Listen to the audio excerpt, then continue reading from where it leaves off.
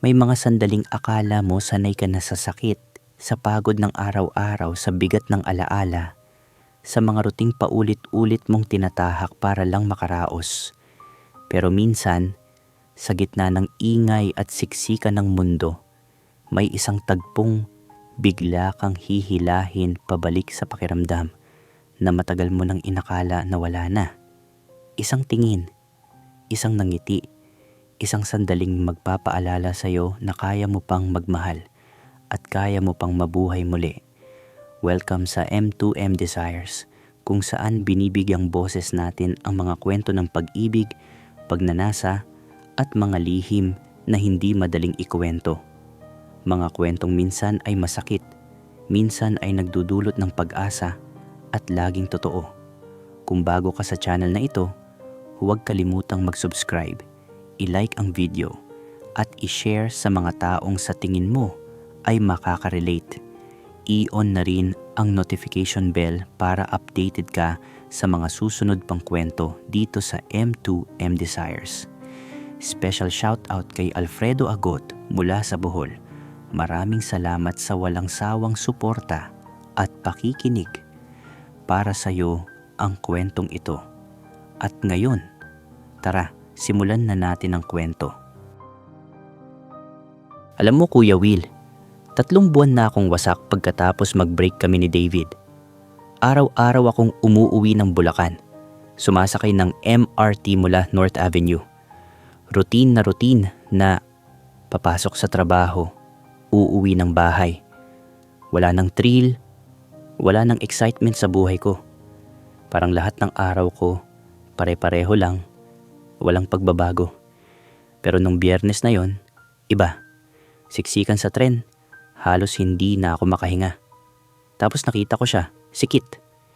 Isa siyang security guard sa isang mall. Nakaputing shirt at dark blue na pantalon ng uniform. Matangkad, moreno, at may itsurang hindi mo inaasahan. Nakatayo siya sa tabi ko. Nakasandal sa pinto, tahimik lang. Nagtama ang tingin namin. Ngumiti siya. Ngumiti rin ako. Tapos sabi niya, "Siksikan no?" Simpleng bati lang pero ramdam ko agad yung init sa loob ko. Hindi ko alam kung bakit. Siguro dahil 3 buwan na akong walang physical contact. O siguro may kakaiba talaga sa kanya. "Sikit," sabi niya. At iniabot ang kamay. Tinanggap ko. Mainit ang palad niya Kuya Will. Sobrang init. Matipuno pa. Tumagal yung handshake namin ng mga 5 seconds. Matagal na yon sa MRT. Alam mo yon? Parang ayaw niyang bitawan. At parang ayaw ko rin. "Billy," sagot ko. Habang tumatagal ang biyahe, nag-usap kami. Simple lang. Trabaho, buhay, stress. Pero ramdam ko agad yung connection. May spark na matagal ko nang hindi naramdaman. Hindi ko alam kung loneliness lang yun o totoong may attraction na talaga. Nang huminto sa Quezon Avenue, mas sumikip. Napilitan kaming lumapit sa isa't isa. Ramdam ko ang balikat at dibdib niya. Matigas, mainit, may halong amoy sabon at pawis. Magkatapat kami Kuya Will. At hindi ako umusog. Hindi ko alam kung bakit pero ayaw kong lumayo. Nang umandar yung tren papuntang Cubao, na outbalance ako. Automatic na napahawak ako sa braso ni Kit. Kuya Will, ang tigas niya. Parang solid yung katawan niya. Sabi niya, "Easy lang." Tapos hinawakan niya ako sa bewang para suportahan. Yung kamay niya, Kuya Will, nandun pa rin. Hindi niya inalis. At hindi rin ako nagreklamo. Doon ko naramdaman yung kuryente, yung spark na sinasabi nila. Ramdam ko yung init ng kamay niya kahit may damit ako. Parang sumusunog sa balat ko. Tumingin ako sa mukha niya. Nakatingin din siya sa akin. Malalim at mainit yung tingin niya. May tension Kuya Will. Sexual tension na hindi mo maiiwasan. "Okay ka lang?" tanong niya. Mababa yung boses. Tumango lang ako. Pero hindi talaga okay yung pakiramdam ko. Parang gusto kong lumapit pa. Parang gusto kong yakapin siya. Hanggang sa Araneta, hindi na kami nag-usap. Pero ramdam ko yung presensya niya, yung bawat kilos, bawat hinga niya. Dahil walang ibang pwesto, nakasandal na ako sa dibdib niya. Ramdam ko yung tibok ng puso niya, Kuya Will. Mabilis din, katulad ng akin. Sorry, bulong ko. Okay lang, sagot niya. Pero hinigpitan niya yung hawak sa bewang ko. Parang hinihila niya ako palapit. At hinayaan ko, Kuya Will. Hinayaan ko siyang yakapin ako sa gitna ng siksikang MRT habang madaming tao, habang walang nakatingin sa amin. Doon ko naramdaman, hindi ko na kayang pigilan. Gusto ko na siya. Kuya Will, sa Cubao, nangyari yung hindi ko inexpect. Sobrang siksikan na sa loob ng tren, lahat abala sa sariling mundo. May natutulog, nakatingin sa phone. Wala nang pakialam. Biglang gumalaw yung kamay ni Kit, hindi na sa bewang, Kuya Will. Pababa. Huminto sa tagiliran ko. Yung hinlalaki niya ay umiikot-ikot, parang nag-e-explore. Napalunok ako. Hindi ako gumalaw. Hindi ako nag-umalma. Hinayaan ko lang. Habang ginagawa niya iyon, nararamdaman ko unti-unti nagigising ang natutulog kong Junjun. Itigil ko ba? Bulong niya sa tenga ko. Mainit yung hininga niya, Kuya Will. Ramdam ko sa batok ko.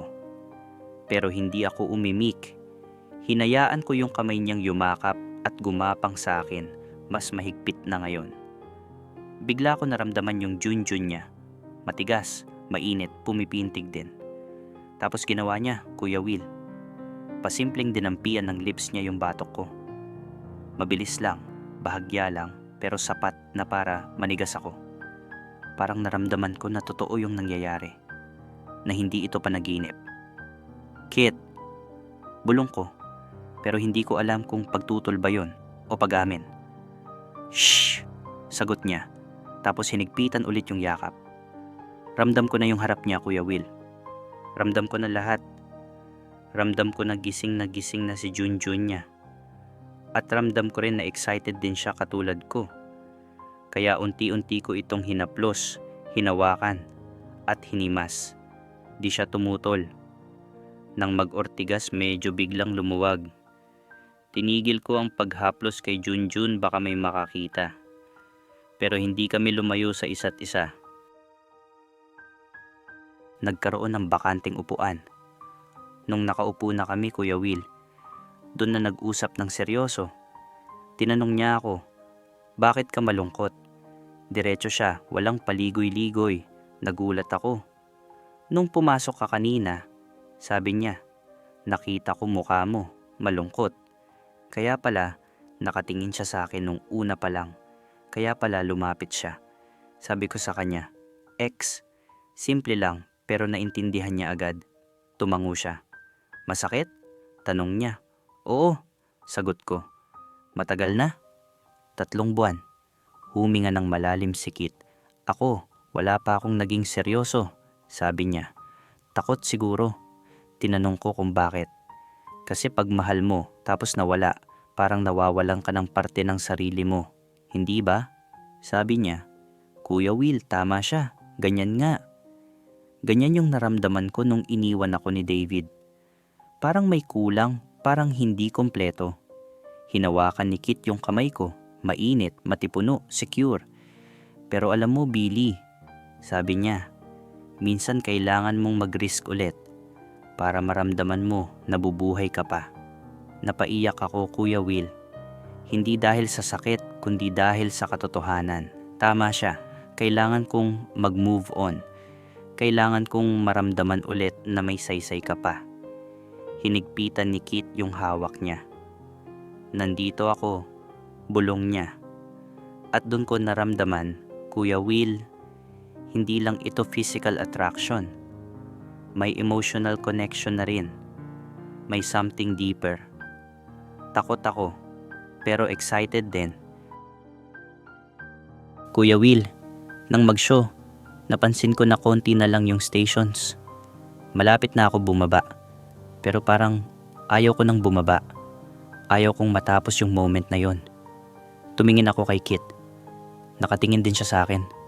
Malalim, mainit. Parang may gusto siyang sabihin. Billy, bulong niya. Ramdam mo rin ba? Ano? Tanong ko, kahit alam ko na ang sagot. Ito, sabi niya, at hinawakan yung dibdib ko sa puso. Ang tibok. Tumango ako. Ramdam ko, Kuya Will. Ramdam ko yung tibok ng puso ko. Yung excitement, yung takot, yung pag-asa. Lumapit siya, Kuya Will.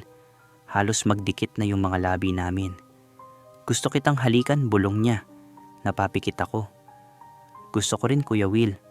Pero takot ako. Takot na masaktan ulit. Takot na mahulog. Tapos iwan na naman. Kit, hindi ako sigurado, sabi ko. Wala namang sigurado, Billy, sagot niya. Pero ito, ngayon, totoo to. At hinalikan niya ako, Kuya Will, sa loob ng MRT habang madaming tao. Hinalikan niya ako. Mabilis, mainit, desperado. Tumugon ako. Hinawakan ko yung batok niya at hinigpitan. Ilang segundo lang, pero parang forever. Nang maghiwalay kami, pawis kaming pareho, nanginginig. Gago, bulong ko, ngumiti. Tumawa siya. Gago rin, sagot niya. Kuya Will, doon ko naramdaman na totoong buhay na ulit ako. Na may second chance pa. Na may pag-asa pa. Habang papalapit sa Bonnie, Kuya Will, hinawakan ni Kit yung pisngi ko at hinaplos ng hinlalaki niya. Ang pogi mo, bulong niya. Namula ako. Gago ka talaga, sabi ko. Totoo, insist niya.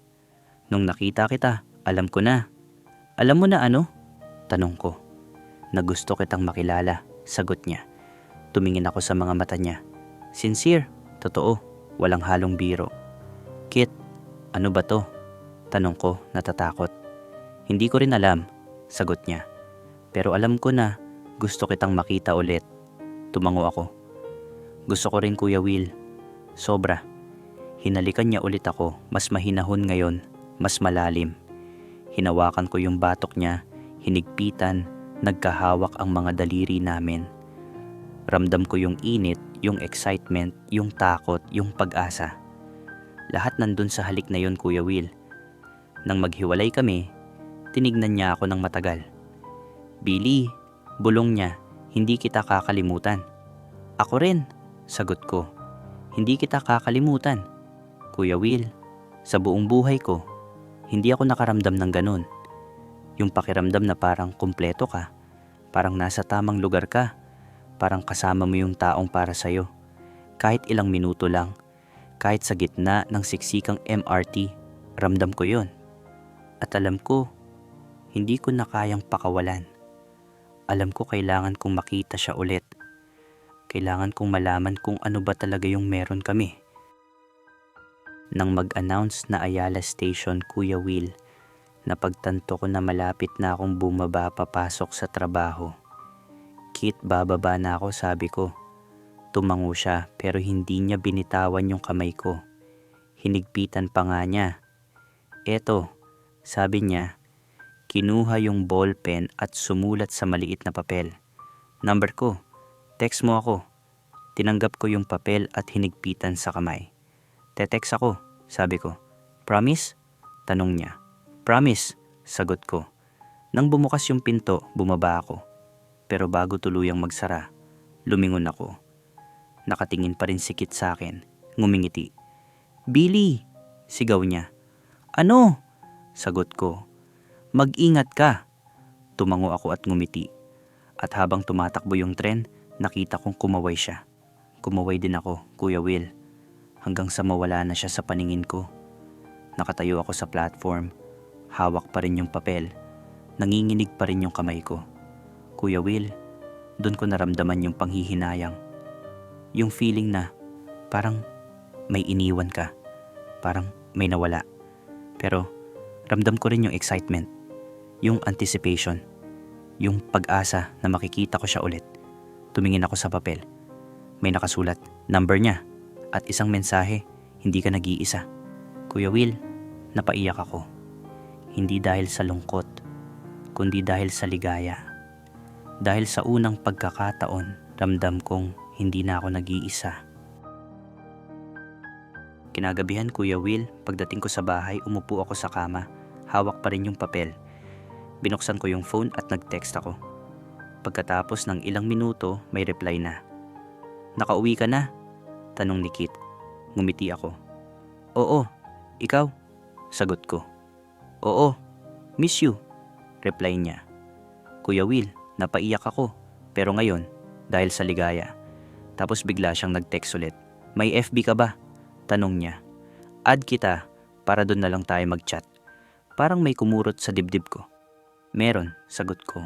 "I-send ko." Pagkatapos nun, sunod-sunod na yung chat namin. Simple lang, pero ramdam ko yung saya. Parang ayaw ko munang bitawan yung phone ko. Tinignan ko yung litrato ni David sa gallery, pero hindi na masakit. Hindi na ako nanginginig. Binura ko lahat, Kuya Will. Binura ko lahat ng alaala na nagpapabigat sa akin, tapos nag-type ulit ako kay Kit. "Miss na rin kita. Pwede ba tayong magkita ulit?" Tanong ko. "Bukas?" Sagot niya. "Bukas?" Confirm ko. Humiga ako sa kama. Para sa unang pagkakataon, hindi ako natatakot sa bukas dahil may Kit na. "Kuya Will, alam kong hindi ko alam kung saan kami pupunta. Hindi ko alam kung magiging seryoso ba ito o hanggang dito lang. Pero alam ko na magiging masaya ako. Dahil ramdam ko, may nararamdaman pa ako. Yung moment na yon sa MRT, Kuya Will, magpakailanman kong dadalhin. Yung init, yung excitement, yung takot, yung pag-asa, lahat nandun. At salamat kay Kit, ramdam kong may pag-asa pa, na may second chance pa. Kuya Will, salamat sa M2M Desires.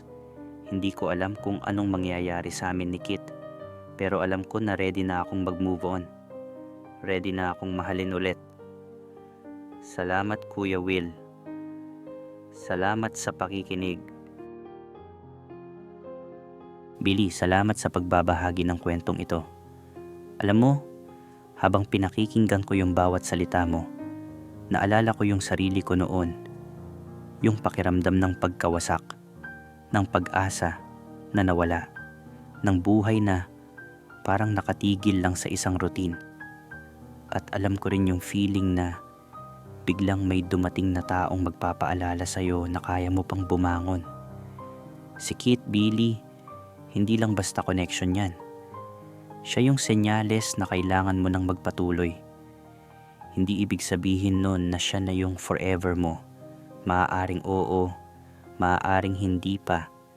Pero ang importante, ipinakita niya sa'yo na may buhay ka pa, na may nararamdaman ka pa, na hindi ka namatay kasama ng relasyon ninyo ni David.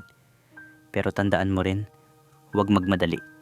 Oo, ramdam mo yung spark, yung chemistry, yung init, pero bigyan mo rin ng oras yung sarili mo na makamove on ng tuluyan.